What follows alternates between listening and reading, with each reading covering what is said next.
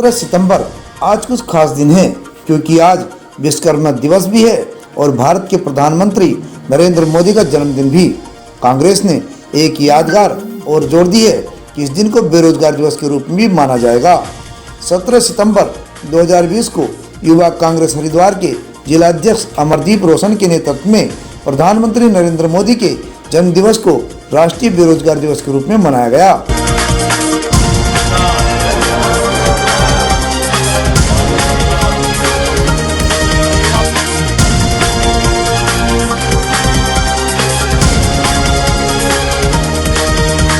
अमरदीप रोशन ने मीडिया से बातचीत में कहा कि भारतीय युवा कांग्रेस का मानना है कि प्रधानमंत्री नरेंद्र मोदी की और उनकी सरकार की गलत आर्थिक नीतियों की वजह से देश की जीडीपी का स्तर इतना गिरा और आर्थिक मंदी आई और रोजगार के अवसर खत्म हुए हैं। देखिए, हमारा उद्देश्य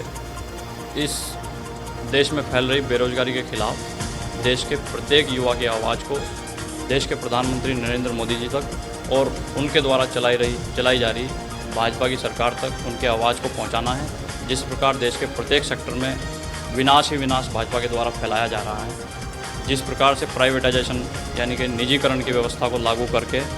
देश भर के युवाओं के अधिकार को नष्ट करने का काम किया जा रहा है, जिस प्रकार से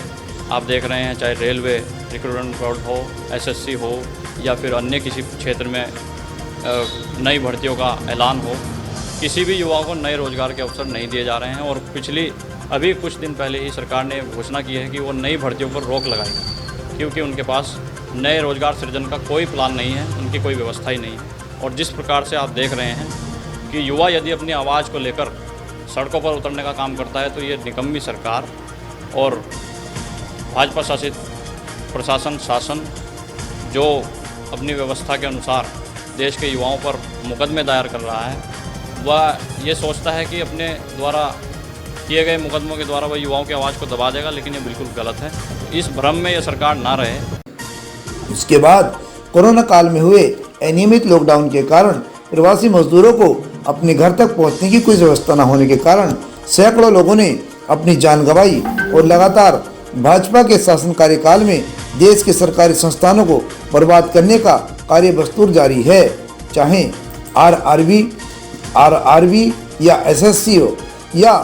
अन्य कोई सरकारी संस्थान के रोजगार सृजन के माध्यम उन्हें लगातार निरस्त करने का काम हो रहा है, जिससे देश में युवाओं की लगभग पूरी एक पीढ़ी बर्बाद के कगार पर है। और इसके लिए पूर्ण रूप से भाजपा शासन और नरेंद्र मोदी की नीतियां जिम्मेदार हैं। साथ ही जिलाध्यक्ष अमरदीप रोशन ने भाजपा शासन और प्रशासन के द्वारा युवाओं पर लगाए जा रहे मुकदमों का भी विरोध किया और कहा कि युवा इससे डरने वाला नहीं है, जितना दमन होगा विरोध उतना ही उग्र होगा। कार्यक्रम में Roshan Lal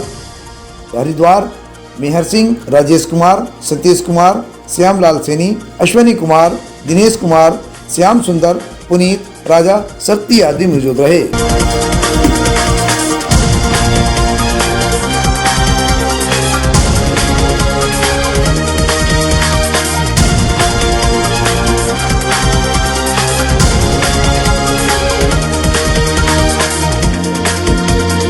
party news team के साथ परविंदर नारायण की रिपोर्ट।